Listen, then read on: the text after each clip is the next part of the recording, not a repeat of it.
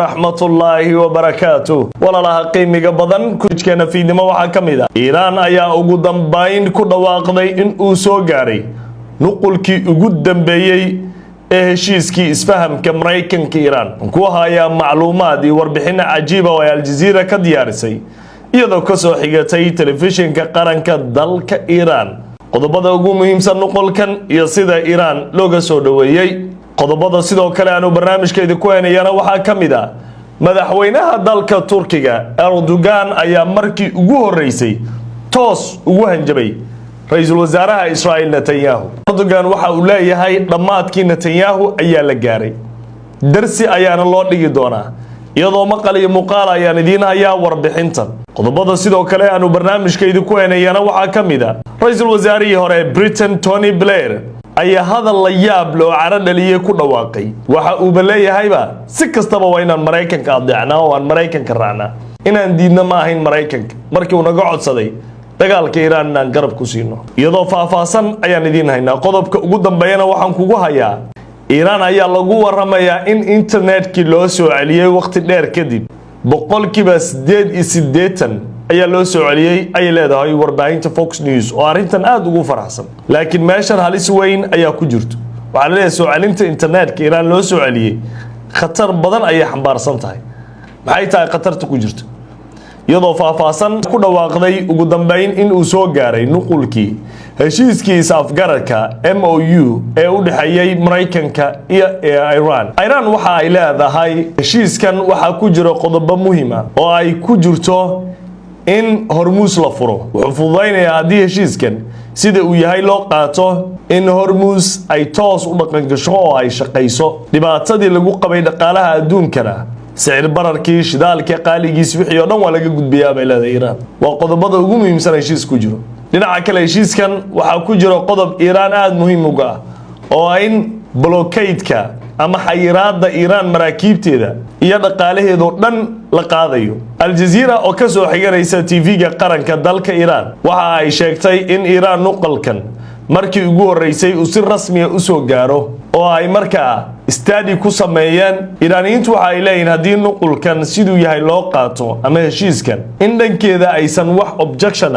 ama diidma ay ka qabin laakiin ninkii Trump ahaa iyo kooxdiisa heshiiska mana ogolo mana diidan ilaan gadaal waxa ka haysto Israa'iil waayo Netanyahu wuxuu aaminsan yahay in aysan suurtagal ahayn heshiis lala galo Iiraan waliba wasiirkiisa xaq jirka Ben Gvir maanta ayaan soo qaadanay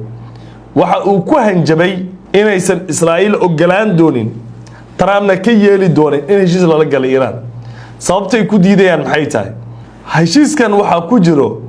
in haddii Iiraan maartay lala saxiixdo heshiiskan isagoo dhameystiran Lubnaan in dagaalka laga joojinayo Hezbollah in dagaalka laga joojinayo inaan Xuuti la weerari karin dagaaladii bariga dhexe dhan inay istaagayaan Iiraan macnaha waxay ku adkaysatay qodobo la yaab leh oo ay ku adag tahay Israa'iil inay aqbasho dhinaca kale wali xaaladda caafimaad Netanyahu iyo Trumpna aad baa looga dayrinaya waxa shock wave noqotay ama dabeel cabsile noqotay sida labada nin isbitaal loo wada geeyay waqtiyo isku xigo maalin ka hor waxa isbitaal la dhigay Netanyahu maalintii ku xigtana waxa la geeyay Trump isbitaal ku yaala Maryland marka labada nin hogaaminaysay furmadii dagaalka Israa'iil iyo Mareykanka labada way bukaan Netanyahu waxa la tuhunsan yahay in kansarkii daaweyntiis wali ay ku socoto ilaa isbitaalka la geeyay wuxuu isbitaal kansarka looga daaweynayo Iiraanna heshiis ay diyaarsanaysaa Israa'iil gudaheeda khilaaf waa lagu kala duwan yahay laakiin Mareykanka marka la eego waa la danaynayaa in dagaalka la soo afjaro dimuqraadiga waxay rabaan dagaalkan inuu Trump ka baxo Mareykanka waxaan qasaarayn kuma qabo Republicanka laftirkiisa inta badan waxay qabaan dagaalka inuu Trump ka baxo oo Mareykanka dagaalkan aan la gelinin waayo dagaalkii hadda wuxuu dhibaato u geystay saldhigyadii Mareykanka khubarada Mareykanka waxa ay leeyihiin dagaalkan waxa uu sababay in saldhigyadii Mareykanka basiskii bariga dhexe inay wax awood lahayn oo ay shaqeynayeen Professor Marandi oo ka hadlayay safarkii gudoomiyaha baarlamaanka Iiraan Mohammad Baghir Ghalibaf waxa uu sheegay ujeedooyinku taginay ka mid ah in Qatar iyo dalalka bariga dhexe uu kala hadlo qaraan khaliijka inaysan fursad dambe u siinin Mareykanka haddii dagaal lagu soo noqdo inuu saldhigyadu isticmaali karin lacagooda xayirana in degdeg loo soo daayo macnaha Iiraan qorshe ku dagaalamaysa waayahay saaxiibada qiimiga leh qodobka xiga barnaamijka madaxweynaha dalka Turkiga Erdogan ayaa markii ugu horeysay hanjabaad nuuceedo kala ah laga maqlo u diray waxa uu Erdogan toos ugu hanjabay ra'iisul wasaaraha Israa'iil Netanyahu isagoo hadlaya Erdogan waxa uu yiri waxa la gaaray buu yiri dhamaadkii Netanyahu dambiyadii uu galay xadgudubyadii uu geystay waa laga goynaya waxa uu yiri waliba waqti dhow oo aan fogeyn ayaa laga jaraya waa hanjabaad toos ah oo waa weerarena waa dhibaateynena waxa soo dhan bay noqon kartaa Israa'iil waxa la leeyahay tani ma fududeysanaysa dhab ay u qaadanaysaa waayo Israa'iil waxa ayaamahan oo dhan ku celcelinaysay Iran kadib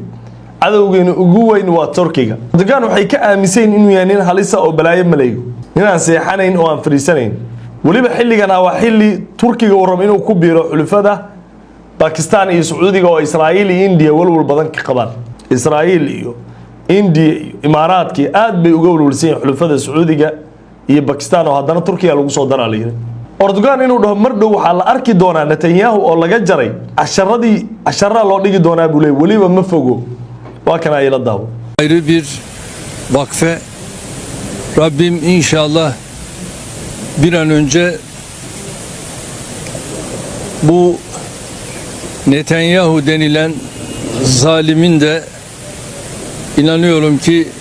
dünya Müslümanları karşısında gereken dersi alacaktır. İnşallah bir an önce de bizler bu duruşu görelim. kaasi waxa waa madaxweynaha dalka Turkiga Erdogan oo sheegay in Netanyahu mar dhow laga goyn doono xadgudubyada iyo dambiyada uu geystay marka muxuu ku sameyn doonaa miyuu weerari doonaa ma siyaabo kale ayaa looga argudan doonaa lama yaqaano dad badan waxay ku eedeeyaan Erdogan in inta badan marka ay timaado Mareykanka iyo Israa'iil hanjabaadiisa iyo hadaladiisa ay aad u adag yihiin laakiin ficiladiisu ay aad u kooban yihiin dabcan Turkiga ee dalalkii kale ee muslimiinta ayaanan uusan ka haysanin garab kaligiis oo ku jira NATO oo maaragtay awood koobanana way adag tahay in uu u barbardhigo Mareykanka iyo xulufadiisa laakiin waxa leeyahay hadallada maanta ka soo yeeray waxay muujinayaan isbedel ka socda gobolka iyo guud ahaan caalamka waayahay saaxiibada qiimiga leh qodobka xiga barnaamijka ayaynu toos u galeynaa ra'iisul wasaarihii hore ee Britain Tony Blair oo kamid ah xisbiga Labour-ka ee hadda talada dalkan haya ayaa waxa laga soo xigtay ama laga duubay muuqaal la yaab leh waxa uu Tony Blair leeyahay Mareykanka anaga uu nooga dhow yahay saaxiib uu nooga weyn yahay marka uu dagaal galo uu naga codsado Mareykanka ma ahan buu yiri inaan ku diidno diidi karna buu yiri waa inaan aqbalnaa ilaan Tony Blair waa la socotaan dambiyo dagaal loo haystaa xadgudubyada ka dhacay Iraq burburkii Iraq gaaray dhibaatada ilaa hadda Iraq haystay ka gudbilaadahay waa ninka sababteeda leh waliba ninkan hadda waxa la yaab leh markii ay Trump iyo Netanyahu qorsheynayeen intay Israa'iil Gaza go'aan adag gaareen Gaza in maamulku meel gaar loo sameeyo ama dad maamulo loo sameeynayo Tony Blair baa waa loo dhiibaya dunida islaamka carabta iyo xitaa kuwa aan muslimiin ahayn aad baa looga soo horjeestay waxa la ninka waa nin dhigyacba oo dadka Iraaqiyiinta dhiigood inay daataan been sheegay isagii Bush dagaalkii Iraq lagu qaaday been sheegay nuclear bay haystaan bay dheen hadda maanta wuxuu leeyahay Trump waa inaan ku raacnaa Mareykanka waa inaan ku raacnaa haddana waxa cajiib oo hadalkiisa ku jira maqli doontaa wuxuu leeyahay dagaal kasta oo ku raacayna marka laga reebo dhahay meelaha qaar sida Greenland la weerar haduu dhaho kale oo Denmark Mareykanka ma yeeleno Greenland ila Greenland Europe ku taala la macneedu waxa Arab iyo Afrikaan iyo muslimiin la weerar hadii la dhaho macnaha waa inaan ku raacnaa sax iyo qalad ila daaw hadalka Tony Blair we can't be sure of winning that conflict so America is not an important ally it's an indispensable part of our security so when they come asking for our help you've got to think long and hard before you refuse it because if they are an indispensable part of our security we should stand with them if we can and that doesn't mean to say joining every action they do I mean for example I don't think this was ever going to happen if they seriously considered taking Greenland or something of course you wouldn't have said yes to that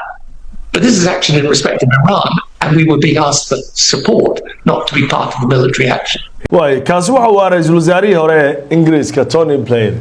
waxa uu leeyahay Mareykanka ma aha saaxiib amnigeenu muhiim u yahay markaas oo kale dagaal kasta markuu dhaw dagaal baan galayaa nagu soo biir inta aad diidin karo you have to think hard long wayna wax badan si adag uga fakartaa inaad diidid maaha ana lama diidi kara buu leeyahay marka laga reebo dhahay Greenland oo kale ma dhici karto waa qabsanayna haday dhahay Greenland hadaa ku diidaysid haday dhaana Iran waa weerar Arab waa weerar Saudi waa weerar iska galay waa iska raacay for no reason sabab laan ilaan macnaha hadalkiis waa saas we can't refuse but hadaa diidi kara which means like you have to go important ally xulufo muhiim oo ka muhiimsan yahay buu leeyahay macnaha xulufo muhiim ma ana waa inaan iska raacnaa iska daba galnaa adduunka heerkaas la maraya